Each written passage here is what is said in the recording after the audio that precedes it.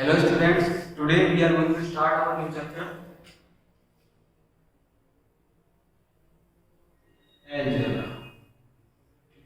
तो algebra क्या होता है, जैसे आपने मैथमेटिक्स की बेटा अभी तक ब्रांचेस पढ़ी हुई है, जैसे मैथमेटिक्स में आपने ये क्या पढ़ा होगा, आपने अरिथमेटिक पढ़ी है, ठीक है। तो अरिथमेटिक में क्या होता है, हमारे नंबर्स आते थे ना, जैसे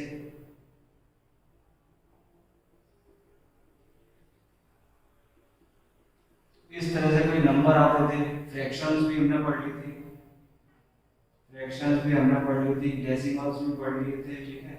और इनको नंबर लाइन वगैरह मतलब बहुत कुछ पढ़ा हमने अरिथमेटिक के अंदर। इसके बाद एक ब्रांच हमने और पढ़ी जिसको हम बोलते हैं ज्योमेट्री। तो ज्योमेट्री में क्या होता है, ज्योमेट्री में हमने लाइंस पढ़ी, ठीक है, एंगल्स पढ़े, शेप्स पढ़े। तो इसमें यहाँ पे हमने बहुत सारी चीजें और भी पढ़ी है ना, मेजर करना है सीखा हमने एंगल्स को, और लाइंस को मेजर करना सीखा, ठीक है। तो ये ऐसे ही जैसे अरिथमेटिक है, ज्योमेट्री है, ऐसे ही एक ब्रांच और है मैथमेटिक्स की जिसको हम बोलते हैं अलजेब्रा, ठीक है। अलजेब्रा कुछ स्पेशल कुछ भी नहीं है, बस मैथमेटिक्स की ब्रांच है। अब जैसे यहाँ पे तो हम नंबर्स पढ़ रहे थे, यहाँ पे लाइन सिग्नल्स पढ़ रहे थे, तो अलजेब्रा के अंदर क्या होता है, जब भी हम इंग्लिश अल्फाबेट के लेटर्स यूज करते हैं, ठीक है, इंग्लिश अल्फाबेट के letters like X Y Z, है ना, A B C P Q R, इस तरह से, यानी कि ए से लेके और जेड तक जितने भी लेटर्स हैं हमारे इंग्लिश अल्फाबेट में, उनको हम यहाँ पे अलजेब्रा के अंदर यूज करते हैं, ठीक है। अब अलजेब्रा के अंदर इनको लेटर्स को हम यूज तो करते हैं, लेकिन हम इनको बोलते क्या हैं, इनको हम बोलते हैं बेटा वेरिएबल्स, ठीक है, इनको बोलते हैं वेरिएबल्स। वेरिएबल्स नाम में ही इसके वरी लिखा हुआ है, क्योंकि ये चेंज होते रहते हैं, इसलिए वेरिएबल्स बोलते हैं, ठीक है। जैसे यहाँ पे x की वैल्यू कुछ भी हो सकती है, ठीक है, x को हम कुछ भी मान सकते हैं, 243 जो भी कुछ नंबर होता है वो नंबर हो सकता है, लेकिन यहाँ पे इनकी वैल्यू चेंज नहीं होगी। ये या 2 है तो 2 ही रहेगा, 4 है तो 4 ही रहेगा, ठीक है। ये चीज हम आगे पढ़ेंगे कि ये वेरिएबल क्यों होते हैं, ठीक है, ये हम अभी आगे देखेंगे। तो ये हो जाता है आपका वेरिएबल्स हो गया, ठीक है। वेरिएबल्स के बाद एक आता है आपका टर्म्स, ठीक है। टर्म्स क्या होती है, जब भी हमारे वेरिएबल, ठीक है, तो या तो वो वेरिएबल हो या हमारा यहाँ पे कांस्टेंट पार्ट हो। जैसे कोई भी नंबर होता है अरिथमेटिक का, तो उसको हम यहाँ पे बोलते हैं कांस्टेंट, ठीक है, इसको बोलते हैं कांस्टेंट। जितने भी नंबर होते हैं 1 2 3 4 ऐसे करके जितने भी नंबर होते हैं इनको हम बोलते हैं कांस्टेंट। वेरिएबल्स मैंने आपको बता ही दिए हैं, तो ये वेरिएबल्स क्या हो गए, ए से लेके और जेड तक कोई भी लेटर हमारा यूज हो सकता है। अब टर्म्स क्या होती है, टर्म्स की बारी आती है, तो जैसे ये लिख दिया मैंने एक, तो ये क्या हो गई, ये एक टर्म, ठीक है, तो ये एक टर्म हो गई। इसके बाद में अब मैंने लिख दिया यहाँ पे 2 लिख दिया, तो ये भी यहाँ पे एक टर्म है, ठीक है। अब जैसे एक मैंने इस तरह से लिख दिया x + 2, ठीक है, तो यहाँ पे कितनी टर्म होगी, 1 और 2, तो इस तरह से ये टर्म हो जाती है, ठीक है। तो ये टर्म का हो गया, आपको एक वेरिएबल भी कांस्टेंट हो सकता है, या दोनों कांस्टेंट हो सकते हैं, या दोनों वेरिएबल हो सकते हैं, 2 से ज्यादा भी हो सकते हैं, ठीक है। नंबर ऑफ टर्म्स कैसे फाइंड करें, अब देखते हैं एक्सप्रेशन क्या होता है, ठीक है।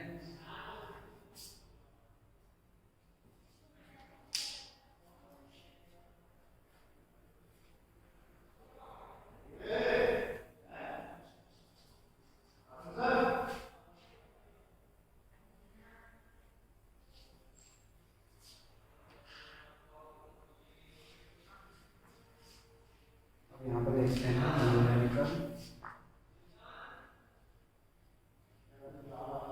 न्यूमेरिकल एंड अलजेब्रिक एक्सप्रेशन,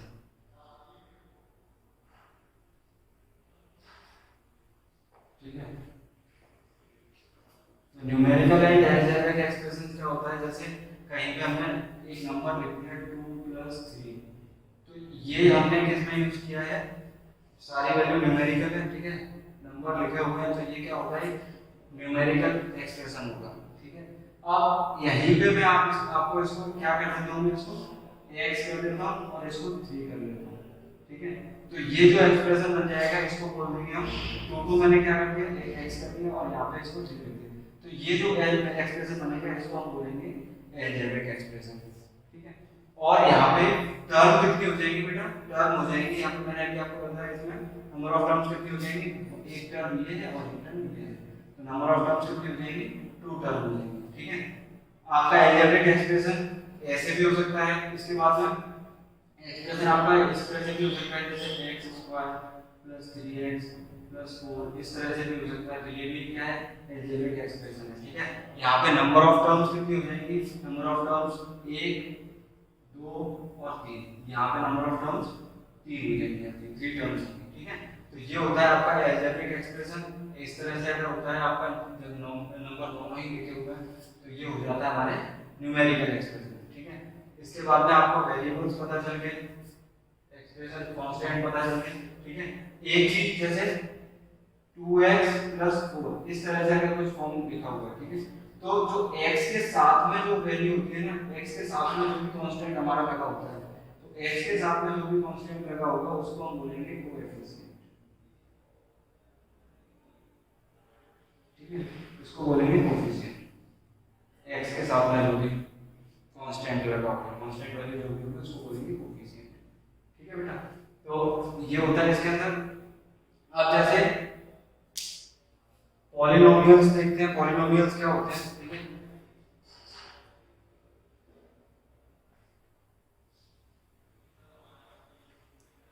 इसके बाद अब आपका आएगा पॉलिनोमियल्स।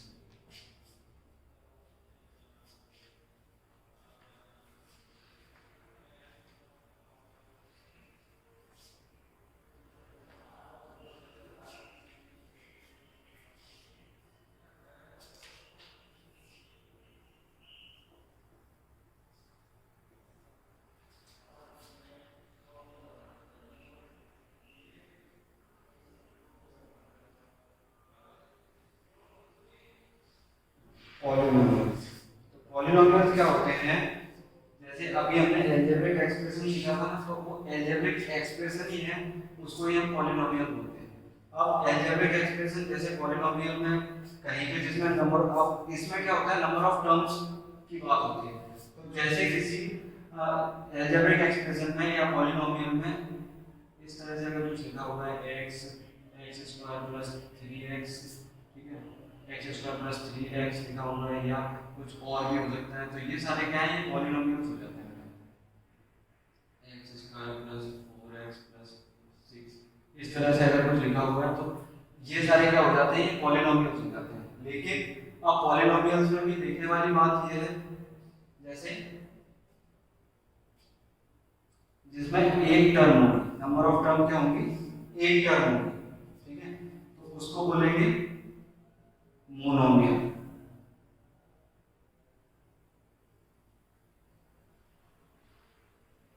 मोनोमियल, ठीक है। अब किसी पॉलिनोमियल में अगर नंबर ऑफ टर्म्स हमारी एक से ज्यादा है, जैसे इस तरह से कुछ लिखा हुआ है, नंबर ऑफ टर्म क्या है, 1 और 2 टर्म है, तो इसको बोलेंगे बाइनोमियल, ठीक है, ये हो गया बाइनोमियल।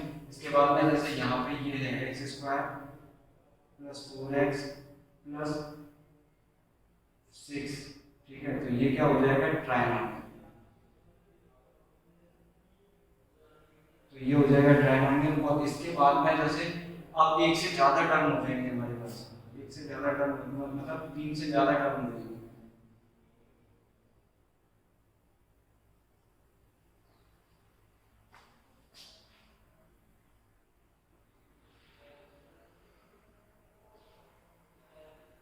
तो ये जो होगा इसको हम बोलेंगे,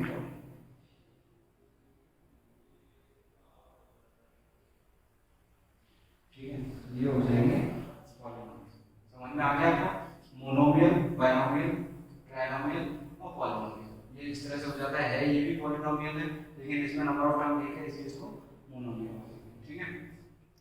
बाद आप देखेंगे powers and exponents. Powers and exponent क्या होता है?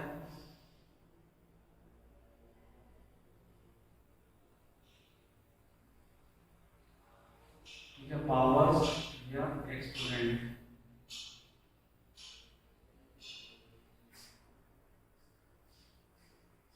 तो जैसे कोई भी नंबर या कोई भी वेरिएबल अगर इस फॉर्म में लिखा हुआ है,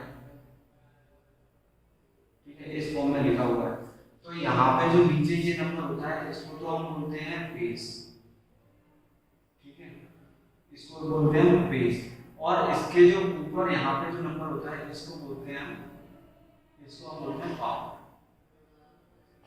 ठीक है, या एक्सपोनेंट।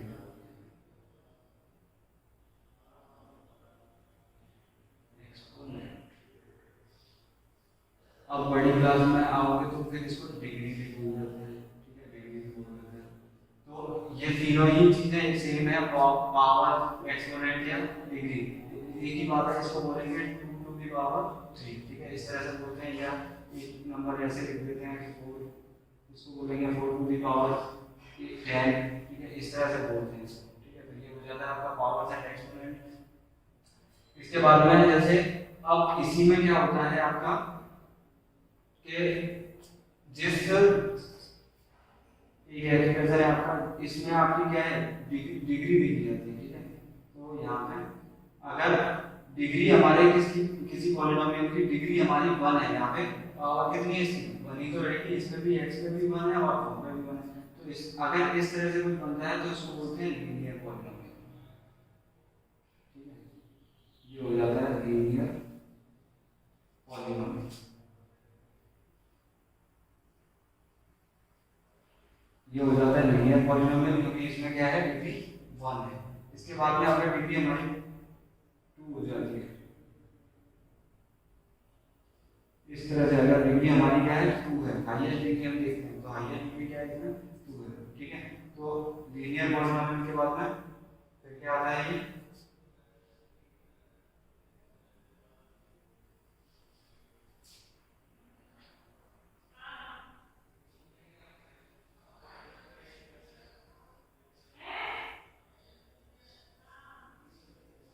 Quadratic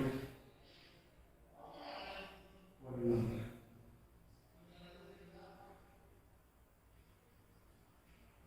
quadratic polynomial. इसके बाद अब डिग्री हमारी क्या है, 3 हो गई। ठीक है,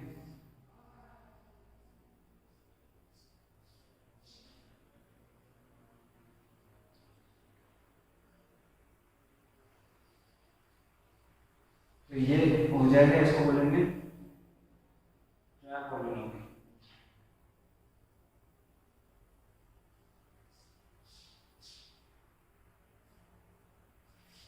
क्वाड्रेटिक पॉलिनोमियल। इसके बाद में अगर डिग्री हमारी 3 है तो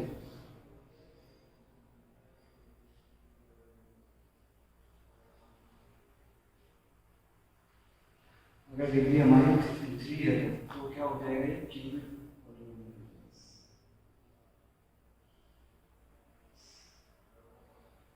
ये हो जाएगा क्यूबिक पॉलिनोमियल। तो इस तरह से ये निकलते हैं पावर। ठीक है, पॉलिनोमियल हमको पता करना होता है, तो ये पॉलिनोमियल हम इस तरह से पता कर लेते हैं पावर और एक्सपोनेंट से। ठीक है, इसके बाद हम देखते हैं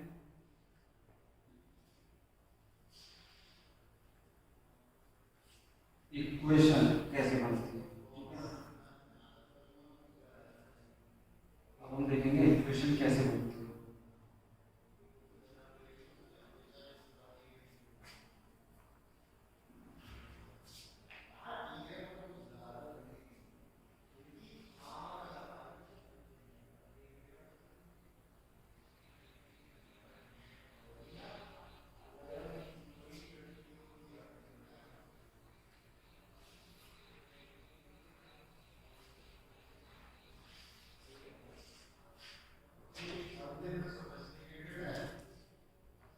इक्वेशन कैसे बनेगी बच्चों?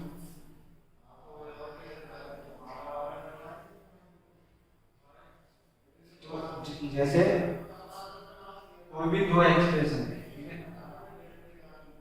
कोई भी दो एक्सप्रेशन इक्वल होते हैं तो हमारी बनती है इक्वेशन। जैसे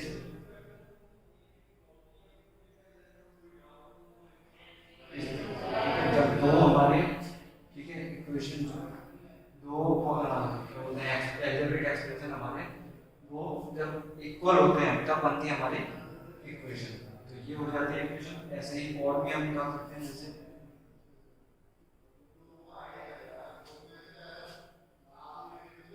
इस तरह से निकाल सकते हैं। ठीक है, तो ये सारी क्या है, इक्वेशन है, क्योंकि ये दो किसी भी तरह से इक्वल होनी चाहिए कैसे भी। ठीक है, जैसे मैं इसको अगर अब इसके बाद में सॉल्यूशन क्या होता है, सॉल्यूशन ऑफ एन इक्वेशन क्या होता है, जैसे सॉल्यूशन इसका कैसे निकलता है कि जब हमारी जैसे ये जो दिया हुआ था x + 4 = 32, तो हमको क्या करना है, x की वैल्यू फाइंड करनी है। तो x की वैल्यू कैसे फाइंड करेंगे, या तो हम ऐसे कर सकते हैं कि x की जगह पर कुछ नंबर रख के इसको 32 के बराबर यानी कि लेफ्ट हैंड साइड अगर लेंगे, ठीक है, तो लेफ्ट हैंड साइड लेने के बाद में x + 4 हमने लेफ्ट हैंड साइड हमने ले लिया। अब इसको लेने के बाद में मुझे 32 करना है, तो मैं x की जगह पे ऐसा क्या रखूं कि मुझे 32 मिल जाए। तो मैं यहाँ पे 28 रख सकता हूँ, तब जाके मुझे क्या मिल जाएगा, 32 मिल जाएगा। एक तो तरीका ये है। ठीक है, हम इसको ना करके हम कैसे करेंगे, हम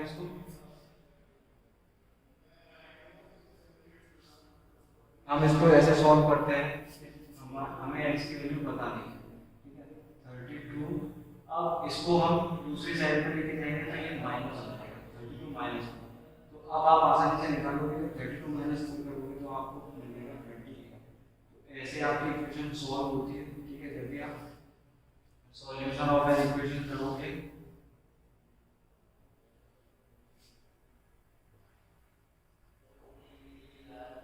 तो ये हो जाता है आपका सॉल्यूशन ऑफ एन इक्वेशन। ये आपके इतनी चीजें हैं आपके अभी अलजेब्रा में। ठीक है, इससे आगे अभी आप जब और बड़ी क्लास में आओगे तो और भी कुछ सीखोगे। ठीक है, तो इसी के साथ आपकी क्लास यहीं पे फिनिश होती है। Thank you class.